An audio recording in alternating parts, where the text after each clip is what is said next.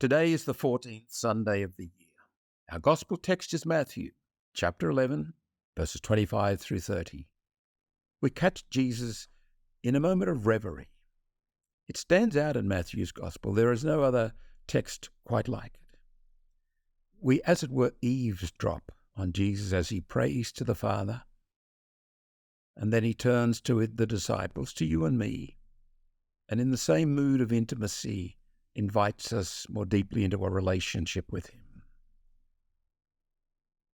Before we reflect directly on this moment of reverie, I think it's helpful to go back a few verses to the beginning of chapter 11 and see the three incidents that Matthew mentions leading into this.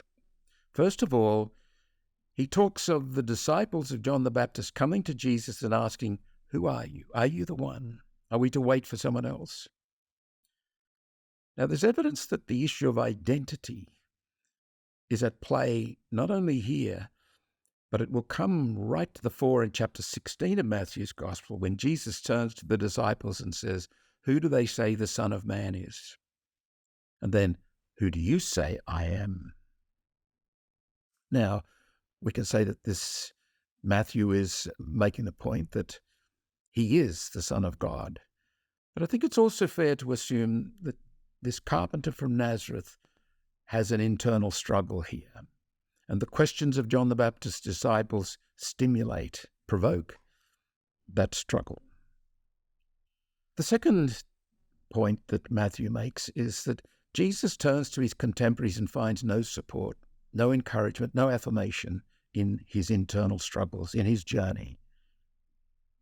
The third point, he turns to the towns, the lake towns of Chorazin and Bethsaida.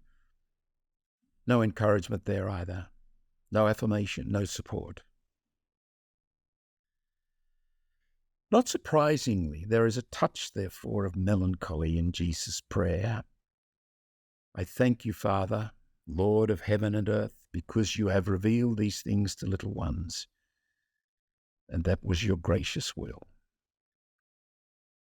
There's also, I think, pathos in the moment. This, Matthew has told us at the beginning of his Gospel, is Emmanuel. God is with us. This is the embodiment of the I Am of Sinai, the great manifestation of the great and loving God who has chosen us from ages past. There's some conflicting thoughts at play here between the great and loving God, the embodiment of the I Am, and this man who is struggling.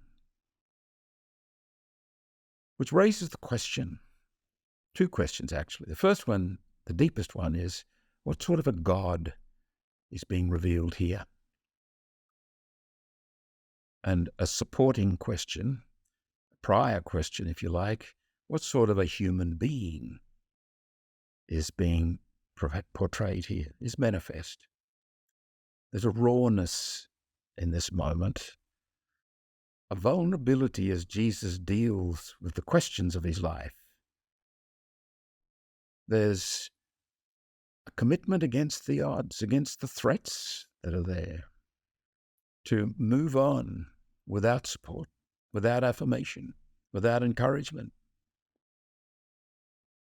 St. Paul describes this man in a very stark way. He made himself nothing and assumed the role of a servant.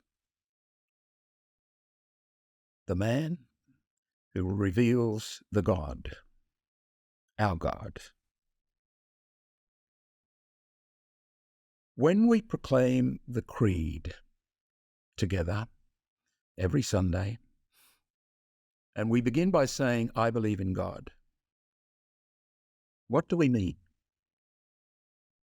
Do you ever question, do you ever wonder about the nature of God? Would you ever think joining yourself in communion with Jesus, who struggles internally with questions? We might find comfort in the assumption that God is changeless. We've discovered God. what further is there to wonder about? There's a lot more to wonder about. God is the great mystery, the inexhaustible, intelligible. But also,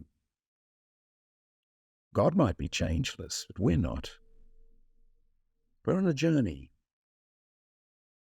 Our perceptions of life, of ourselves, of our loved ones, of our careers, of what is good, evil, right, wrong, our perceptions of God change, or at least they should change. That's manifesting life in the very changing. Now, this can be disturbing, very disturbing, because I suspect there's something in us innately that searches to settle down, to make our home, to enter a changeless state. That's not life. That's not human existence. And it's certainly not our faith. Life is discovery. Life is surprise. Life is growing ever more into God, discovering more and more of God's riches. Life itself every day is saying to us, come on that journey. And one of the surprises, the wonderful moments, awakenings that our faith gives us is that when life says come, it's actually Jesus. Jesus who is saying, come all you who labor and are overburdened, and I will give you rest. Come, take my yoke upon you. For my yoke is easy, my burden is light. Come.